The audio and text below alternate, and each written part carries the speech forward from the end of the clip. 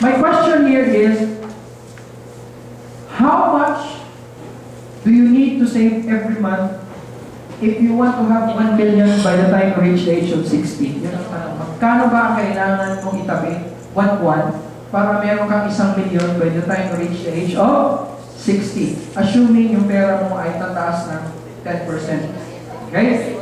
So,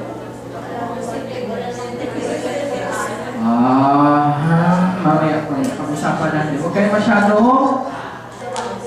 kayo masyadong excited, ha? Mamaya pag-usapan natin. Hindi naman natin makuha ng palagi ang naririnig ko. Saan man makuha? Meron actually, posible, mas malaki pa dyan. Bigyan nyo sa akin. Okay. If you start saving at age 50, sir, okay na yan, sir? Okay na, thank you. If you start saving at the age of 50, you will need to set aside more than 5,200 every month para magkaroon ka ng 1 million by age 60. Maliit ba? Malaki? Malaki, mabigat. Kasi nga, nagsimula mag-save at age 50. Kung aagahan mo at age 40, ito lang kailangan mo i-save. 1/4 na, 55. Reklamo ni ma'am, nagpas 40 na ako. Okay lang ma'am, hindi naman halata eh. Hindi naman halata. Okay. Pag ikaw ay nasa 30s lang, ito lang kailangan mong i-save. 500 lang, halos. Kung kayo may mga anak, nakapapasok lang sa trabaho o graduate lang, i-encourage yun na mag-save agad. Kasi if you start saving at age 20, ito lang kailangan mo i-save every month. That's less than 200. Isang pamasahe lang yan sa jeepney. Isang araw. Okay? So, ganun kaliit. Sino dito may anak o kamag-anak na nagtatrabaho sa call center? Anak niyo po, ma'am? Babae mo, lalaki? Is he saving? Because ang call center agents kasi, malaki ang starting nila eh. So, minsan 12, 15, minsan more pa. Okay? They are very capable, kasi yung mga yan naman, mga bata pa, wala pang pamilya. They are very capable of saving 2,000-3,000 a month. 2,000-3,000 a month is what? It's 10 times, 15 times this amount. Ibig sabihin niya, if they start saving now, by the time they reach the age of 60, easily they can have 8 to 10 million.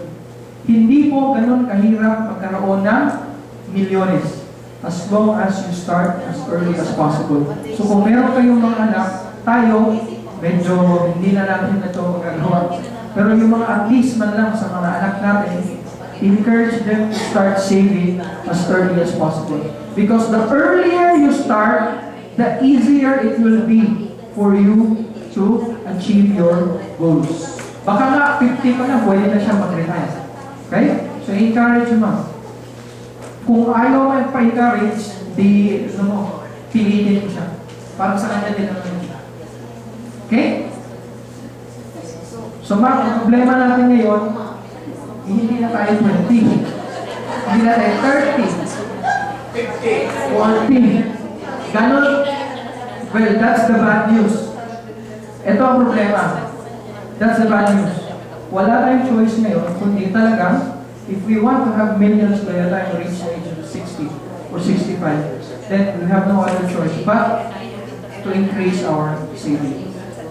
Wala niyo ang paraan. Correct.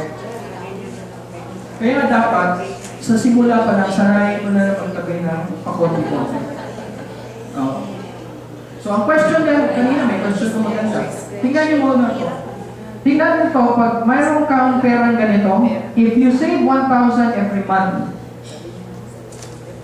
in 5 years, meron ka 75,000. In 30 years, that's 1.99 million. If you can afford 3,000 every month, in 20 years, 2 million na. 30 years, that's close to 6 million.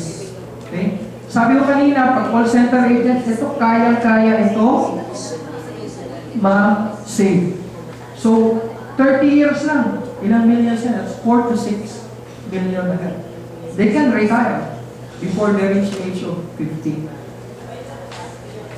By that time, ang isang sakong bigas, 100,000. So, kulang yan. But still, mas maigi pa rin at meron ka pa rin millions, di ba? Kaysa wala. Kaysa wala. Okay. Kasi pag wala kang pera, di, alam mo, isa sa gusto kong gawing invention, na magkaroon ng enzyme yung, na pwedeng inumin ng tao para pwede na siyang kumain ng damo. Kasi ang baka, tingnan mo yung baka, ano ba yung baka, kambing? Ano ba kinakain niyan? Damo lang, pero baka, ba, siksik yung ano? Laman. Bakit? Yun lang pagkain, damo. So dapat merong maimbento ang mga siyentipiko na paraan para yung tao, damo na lang ang kinakain. Pag damo na lang kinakain ng tao, sinasabi siya, yayaman tayo lahat.